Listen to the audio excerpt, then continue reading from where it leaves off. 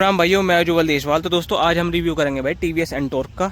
ये स्कूटर बहुत स्पेशल है टीवीएस की तरफ से भाइयों। इसने ही एक स्पोर्टी स्कूटर की जो पहचान दिलाई थी टीवीएस को, तो इसकी तरफ से ही आई थी कि भाई इस ऐसा भी स्कूटर बन सके। फिलहाल इंडिया को जब इस टाइम पे लॉन्च हुई थी ना, तो उस टाइम पे कोई ऐसा स्कूटर नहीं था जो इस टाइप का एलिमेंट देता हो, इस टाइप का एग्रेसिवनेस देता हो, इस टाइप की स्टाइलिंग देता हो। तो फिलहाल टीवीएस उस टाइम पे ऐसा था कि जिसने ऐसा स्कूटर उतारा और इस स्कूटर ने काफ़ी सेल भी करवाई टीवीएस की, और बहुत बेनिफिशियल भी रहा। और इसके पीछे कुछ ऐसे ऐसे रीज़न है, जैसे कि भाई अगर किसी को पहाड़ चढ़ने तो सबसे पहले ध्यान आवे कि भाई एंटॉर्क ले सके, क्योंकि भाई एंटॉर्क का जो है चढ़ाई के ऊपर बहुत अच्छी परफॉर्मेंस है। क्योंकि फ़िलहाल मैंने भी एक्सपीरियंस करी है, बहुत बढ़िया परफॉर्मेंस है इसकी। स्टाइलिंग भी इसकी बहुत बढ़िया लगा है, लगता नहीं कि भाई 125 सीसी का स्कूटर है। और इसकी बैलेंसिंग होगी, और जो इसके अंदर एलिमेंट दे रखा और जो इसका प्लास्टिक पैनल है, ये सब चीज़ें मतलब एकदम परफेक्ट है इसके हिसाब से। जो इसके अंदर टायर सेक्शन है वो सब बिल्कुल परफेक्ट है। तो आओ इसके सबसे पहले लुक के बारे में बात करेंगे, क्या क्या चीज़ें इसके अंदर दे रखी है। तो दोस्तों जैसे यहाँ फ्रंट पैनल के अंदर आते हैं हम इसके, तो यहाँ इसके जो है फ्रंट फेस पे ही इसके ऊपर अपना इंडिकेटर प्लेसमेंट कर रखी। उसके बाद यहाँ स्मार्ट एक्स कनेक्ट की इसके अंदर बैजिंग दे रखी। फिर भाई यो यहाँ टीवीएस का इसका लोगो है, और यो टीवीएस इंटेलिगो असिस्ट का यहाँ पर जो है बैजिंग दे रखी है। फिर भाई यो ग्लोसी पैनल है इसके अंदर, थोड़ा सा यहाँ पर इसका जो हॉर्न वगैरह है उसकी थोड़ी सी स्पेसिंग दे रखी, और रेड कलर के अंदर है ये। यहाँ फिर इसकी ग्राफिक्स दे रखी। उसके बाद फिर आते हैं हम इसकी फ्रंट हेडलाइट के बाद। इसके जो ये अपडेट आने के बाद ये हेडलाइट आई ना इसके अंदर, हेलोजन के बाद फिर एलईडी आई। तो दोस्तों इसके बाद है ना ये बहुत अग्रेसिव लगी। और जो इसका ये वाला एलिमेंट हो गया, और जो इसके अंदर चार ये फोग है, तो इसकी वजह से ये और भी सोनी लगी। उसके बाद ये वाला चीज़ जो है इसका प्लास्टिक पैनल है, ये भी ड्यूल टोन के अंदर है, सिल्वर प्लस ब्लैक।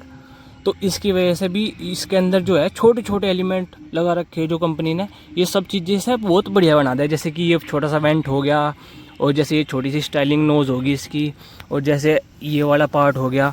तो ये ऐसा दिखावा है कि भाई हाँ स्कूटर जो है स्पोर्टी है हमारा। तो दोस्तों इसके टायर के बारे में बात करेंगे तो 100/80/12 का इसके अंदर टायर है, तो 12 इंची का इसके अंदर टायर है। और जो इसका डिस्क ब्रेक है, इसके अंदर सिंगल पिस्टन कैलिपर के साथ ब्रेक है। और जो इसका फ्रंट डिस्क ब्रेक है वो 220 mm का है। तो साइड से कुछ ऐसा लुक है इसका डिस्क ब्रेक का।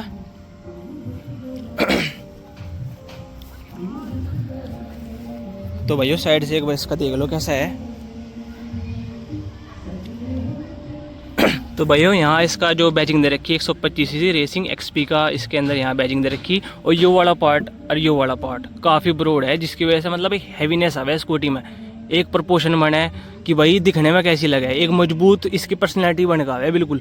और फ्रंट में इसके अंदर भाई दे रखे टेलीस्कोपिक सस्पेंशन, जो कि स्टेबिलिटी के अंदर भी हेल्प करे। पहले ऐसा कि एक्टिवा के अंदर रोड वाला सस्पेंशन आ रहा था, उसकी वजह से स्टेबिलिटी लूज हो जा रही थी, क्योंकि ब्रेक मारती वो है ना उठक रही थी आगे तक। तो इसके अंदर क्या हो कि प्रोपोर्शन में रखे है और फॉर्म बना कर रखे है। जब ब्रेक मारे है तो ये आगे की तरफ जो सारा का सारा वेट है वो फ्रंट टायर के अंदर आवे, तो उसका ब्रेकिंग भी अच्छी हो जा। फिर ये वाला पैनल हो गया, ये भी काफ़ी ब्रॉड है। और फुटबोर्ड जो है इसका ये भी काफ़ी ठीक है, पैर पूरा आराम से हम मैनेज कर सके इसके अंदर। फिर यहाँ पर सिल्वर फिनिश के साथ है, यहाँ पर जो है अपना सामान सुमन अपना कैरी कर सके हम। उसके बाद ये सिल्वर फिनिश होगी थी। उसके बाद ये वाला पैनल ग्लोसी है।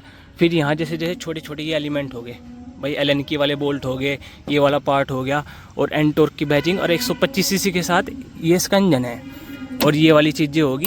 तो ये वाली चीज़ें जो है ना छोटी छोटी जो एलिमेंट इसके अंदर लगा रखे हैं, ये इसे काफ़ी रो बनावे, काफ़ी मतलब एग्रेसिव बनावे, और जो इसका ओवरऑल डिज़ाइन फील है ना उसे भी इन्हेंस करता है।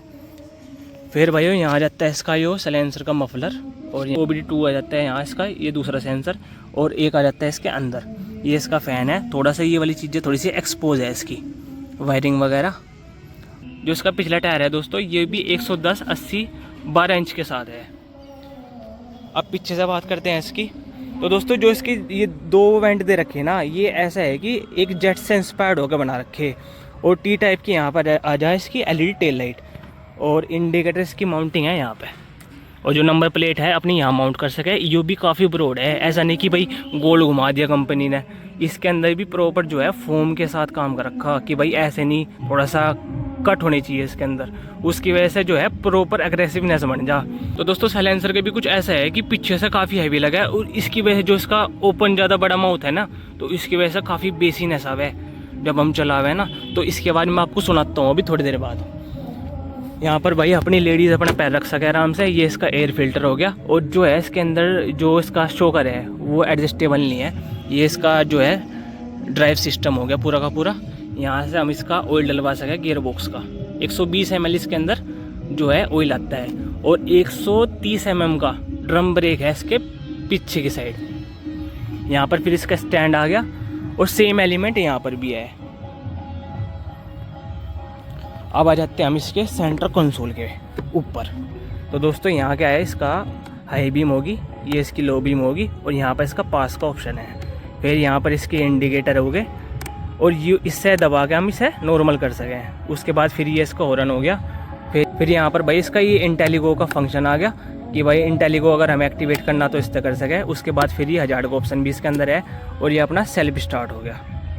भाइयों अब बात करेंगे हम इसके स्पीडोमीटर की, इसके अंदर क्या क्या है। तो दोस्तों जैसे साइड स्टैंड लग रहा है फिलहाल, तो उसकी आपको नोटिफिकेशन आएगी आपके फ़ोन में। जैसे मैसेंजर हो गया कोई भी ऐप, और इंस्टाग्राम रिलेटेड कोई भी नोटिफिकेशन होगी वो आपको इसके अंदर शो करेगा। नेविगेशन शो करेगा इसके अंदर, RPM शो करेगा आपको, स्पीड शो करेगा क्या स्पीड है, फ्यूल मीटर यहाँ पर होगा, कितना चार्ज है इसके अंदर, बैटरी वगैरह का सब यहाँ इंडिकेशन आएगी। और आपको ट्रिप भी आएगी इसके अंदर, जैसे लैप्स आ गए, लैप आ जाएंगे इसके अंदर कि भाई कितने टाइम में कितना आप जो है स्पीड रीच कर रहे वो आ जाएगा। और भाई हाई स्पीड की जो नोटिफिकेशन है वो आएगी इसके अंदर, और जैसे ट्रिप भी आएगी इसके अंदर, टाइम भी आएगा। तो फीचर रिच है पूरा का पूरा। आप इसे अपने फ़ोन से भी कनेक्ट कर सको, तो उसके अंदर आपको ये सारी इन्फॉर्मेशन प्रोवाइड करता रहेगा। और फिर यहाँ पर भाई अपना इंडिकेटर क्या आ गया, लेफ़्ट इंडिकेटर का, यहाँ पर इसकी लाइट का आ गया, आई बीम का, साइड स्टैंड का आ गया, फिर TVS का लोगो है यहाँ पे। उसके बाद इंजन माल फंक्शन की आ गई, फिर इंटेलिगो की, फिर यहाँ पर वो आ जाएगा अपना लोगो आ जाएगा, फिर यहाँ पर अपना राइट इंडिकेटर की बैजिंग आ जाएगी। रेसिंग XP की यहाँ पर जो है बैजिंग दे रखी है सिल्वर सराउंडिंग के साथ। और बैठने में कुछ ऐसा है, देख लो एक बार आप, खुला डुल्ला है, ऐसा कुछ दिक्कत नहीं है। थोड़ा सा अपराइट बैठा है इसमें, जैसे थोड़ा सा मन नहीं बुढ़ती इस पर बैठ के, काफ़ी अच्छा लगा है बैठ के। और ओवरऑल जो विजिबिलिटी है ना यहाँ से, वो तो सब ठीक है ही, बट जैसे ये वाले एंगल हो गए, ये वाले एंगल हो गए, ये भी काफ़ी आराम से रीच कर सके, क्योंकि यहाँ से देखो बिल्कुल आपके सामने जो भी चीज़ें होंगी ना वो सब आपको बिल्कुल आराम से दिखे है। फिर यहाँ पर भाई ये उसका ब्रेक हो गया, इसके अंदर आप ऐसे हैंड ब्रेक इंगेज कर सको। और जो ग्रिप है ये भी काफ़ी ब्रॉड है, पकड़ने में काफ़ी आसान नहीं हो जा। और उसके बाद ये फ्रंट डिस्क ब्रेक मैंने आपको बता ही दिया था। तो दोस्तों 22 लीटर का इसके अंदर बूट स्पेस है, वो भी मैं एक बार आपको दिखाई देता हूँ। आपको चाबी यहाँ लगानी पड़ेगी, इसका जो है वहाँ से मैकेनिज़्म नहीं है अभी, इसके अंदर यहीं पे आता है। तो जैसे डिग्गी के लिए आप ऐसे ओपन करोगे, तो डिग्गी के अंदर क्या क्या है, ये 22 लीटर के आसपास इसके अंदर जो है बूट स्पेस है। यहाँ पर आप फ़ोन चार्जिंग लगा सको अपनी, और ये आपका चेसिस नंबर है, और यहाँ पर आपका फ्यूल ओपनर है।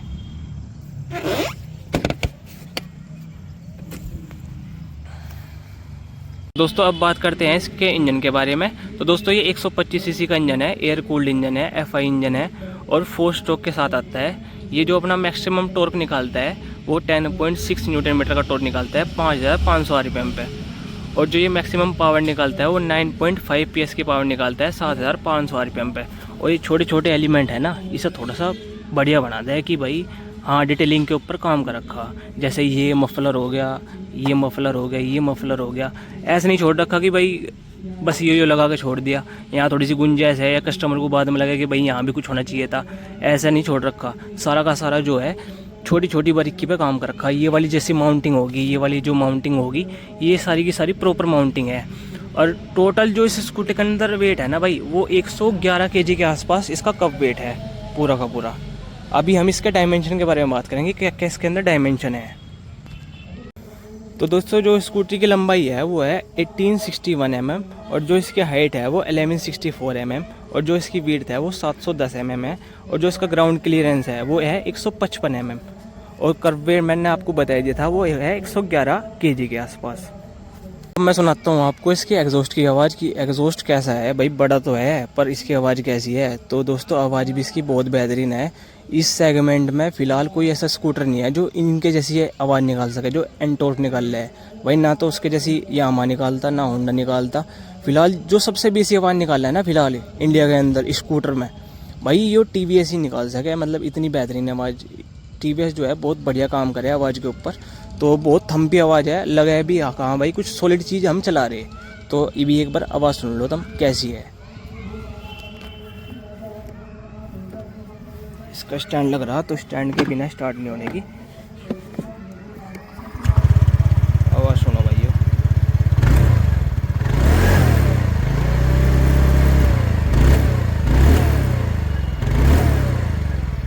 तो दोस्तों थोड़ा सा इंजन अभी नया है ना, तो उसकी वजह से मैं से ज़्यादा परेशान नहीं कर रहा, क्योंकि जब नए नए इंजन हो ना तो थोड़े से टाइट बने रहे हैं, क्योंकि सारे के सारे जो कंपोनेंट है वो मूवमेंट में नहीं रहते, तो उसकी वजह से जो उसके अंदर फ्रिक्शन लॉसेस रहे ना वो बहुत ज़्यादा हो।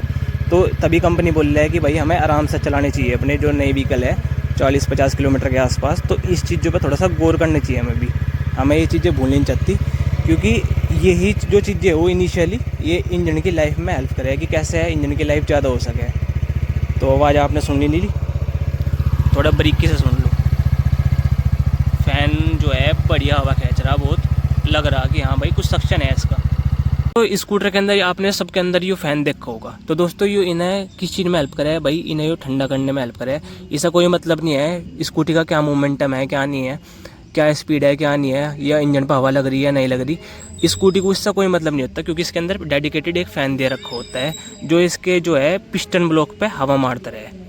और बाइकों के अंदर क्या हो, जैसे हमारी एयर कूल्ड बाइक हो तो उनके अंदर क्या हो कि इंजन हमारा वहाँ पे माउंट हो गया, तो जो नेचुरल हवा हो जो मोमेंटम के साथ जब चलती रहे ना बाइक, तो उस टाइम पर जो हवा लगे वो उससे कूल डाउन हो। तो इनके अंदर ऐसा हो कि अगर हम रेस भी देकर खड़े ना, मतलब आधा घंटा 20 मिनट जितनी भी रेस देकर खड़े, तो ये हीट नहीं होने की, और जो हमारी बाइक है वो सीज मार देगी, क्योंकि इसके ऊपर कोई हवा नहीं लगती उस टाइम पे अगर वो खड़ी। तो इस चीज़ में ये थोड़ी सी बेनिफिशियल रहे। आपको मेरा ये रिव्यू कैसा लगा प्लीज़ कमेंट के अंदर जो बताइए, और जो कमी थी वो सब आप मुझे बता सको कमेंट के अंदर। अगले टाइम पे मैं उसे इम्प्रूवमेंट करूँगा उस चीज़ों के अंदर, और कुछ भी मैं अगर भूल गया हूँ तो दोस्तों उसके लिए सॉरी। तो दोस्तों चैनल को कर लो सब्सक्राइब, लाइक कर दो, शेयर कर दो अगर किसी भाई को एंटॉक चाहिए। और अगर इस स्कूटर के रिगार्डिंग आपको कोई भी इन्फॉर्मेशन चाहिए रिगार्डिंग प्राइसिंग और जो आपको डील वगैरह है, तो आप आशीष TVS के अंदर कांटेक्ट कर सको। ये हमारा देहरादून के अंदर है, और यहाँ पे मैं आपको करण भैया का नंबर डिस्क्रिप्शन के अंदर ऐड कर दूंगा, आप उनसे सीधा बात कर सको, डील वगैरह के बारे में बता देंगे, और क्या क्या इसकी प्राइसिंग है फ़िलहाल उसके बारे में बता देंगे। तो दोस्तों थैंक यू सो मच यहाँ तक देखने के लिए, बाय बाय।